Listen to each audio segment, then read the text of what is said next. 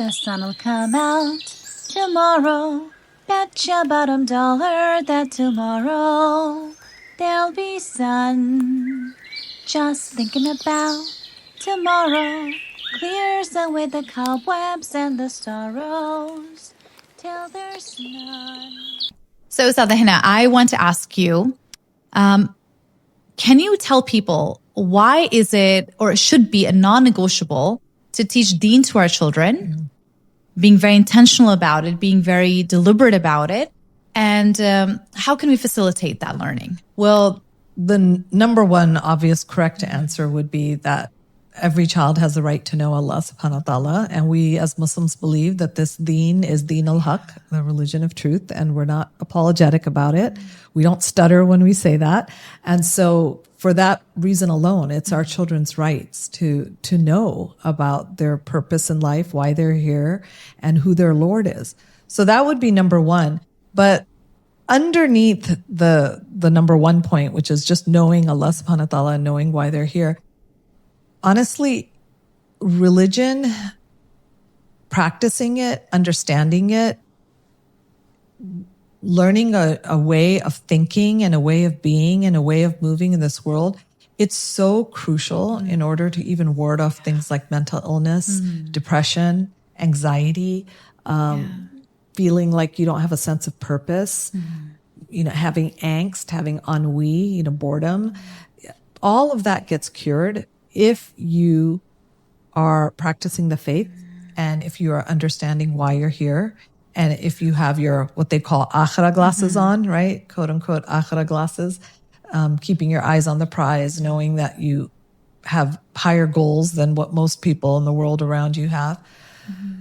So the way to facilitate that is, one, leading your life as a Muslim who's joyful and who has confidence and is unapologetic and balances out the no's with a lot more yeses, right? Not making the religion just a religion of no, you can't do this and no, you can't do that, but being creative and guiding your children in the direction that you want them to go in, and surrounding them with really great teachers, inshallah, praying for those teachers to materialize in your life, and then going the extra mile to make sure that they get to sit in those circles and they get to learn from teachers who inspire them and who speak their language and who feel relevant and who understand the age and day that they're growing up in, right? Because even Hazrat Ali radiallahu anhu said that, I'm paraphrasing, it's not a direct quote, but something to the effect of like, don't raise your children the way you were raised, right? Because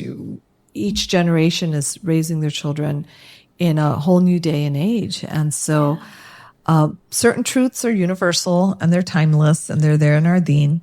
But the question of how to get there and how to teach it, that changes from generation to generation. And alhamdulillah, praying for tawfiq every step of the way, praying for success. I mean, may Allah make us all successful in this struggle. There's, you do need to take that first step, right? I see a lot of parents either complaining that, there's a lack of, teachers or resources, which honestly is not an excuse now. Right. It's not. Yeah. If you have the internet, if you know how to, for example, I'll take the example of like a school. Right. When parents want to enroll them in a school, they do their, oh my gosh, the best research of their lives, right? Making sure they have the best, ratings or test scores, best teachers, and the area is really nice, right? Yeah. So, if it's important to you, you are going to make the effort. Yeah. Right. And B, you need to make the effort. You need to prioritize. Like, for example, I know parents, there'll be halaqah or an awesome event happening 10 minutes away, but just not motivated enough to drive them or facilitate them. Right. So I think it's like high time to not be lazy. Yeah. Right? No, this raising our children in this day and age to grow up to be practicing pious, unapologetic Muslims, inshallah, is going to take your all. It's going to take everything from you. It's going to take your blood, sweat, and tears. And if it feels easy, like you're not having to put in any effort, then something is falling through the cracks and you're just not aware of it yet. So you're going to be struggling in some aspect. Either you're going to be paying a lot of money to get them the right teachers, or you're going to be driving great distances, or you're going to be going through a lot of effort yourself to find the right teachers, you know? Yes. Studying yourself as well. And keep learning, keep growing yourself so that your kids see that it doesn't end with Sunday school, right? It doesn't end with like just one Islamic studies class or just memorizing 12 surahs. Like, no, this is a lifelong process. Yeah. And I'll just like to add on the how to facilitate it. What really helped us is bring the Deen to the dinner table. Like I literally have books on the dinner table because to remind me that, we have to like read this chapter of the Sirah, right?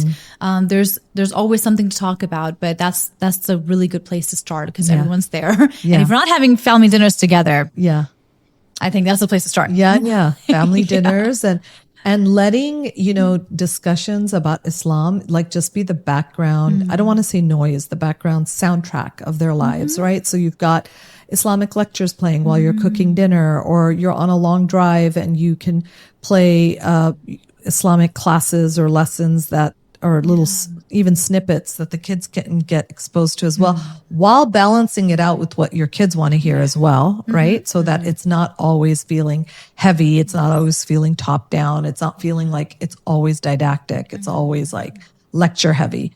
So balancing it out, but learning together and letting the kids hear it in the background, and you'll be surprised at what they manage to pick up that you didn't even realize they were getting. Exactly.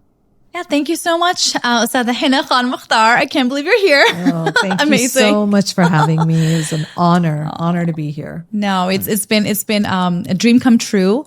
And I totally copied this from another podcast. Yes. But I love copying things I like, right? Like, why not? Right? Share the khair. I would love for you to leave a question for the next guest who I talk to, inshallah. Inshallah. So I'm going to pass this over. Isaac, sorry. Could you pass this over? Thank you. Thank you. Thank you. Yes. So if you could write down any question that comes to mind that you would... So you don't know who this person is going to be, obviously. I don't even know who the next guest will be. So something that any male or female human being could answer, inshallah. And how do you spell your name? Fatima, Fatima. Okay. Bismillah. All right. And of course, we are not going to share that question until the next podcast, inshallah. Sounds good. But thank you so much for joining me. And inshallah, here's the first of many more, inshallah. Inshallah, Allah give you tawfiq. Ameen. Thank you for having me. Ameen. Hey, if you're watching this, that means you've made it. You watched the whole thing. That tells me something about you. You are a person who values critical conversations. So if you enjoyed this, A, please share it with someone you know, and B, check out other content by Barefoot Unschoolers.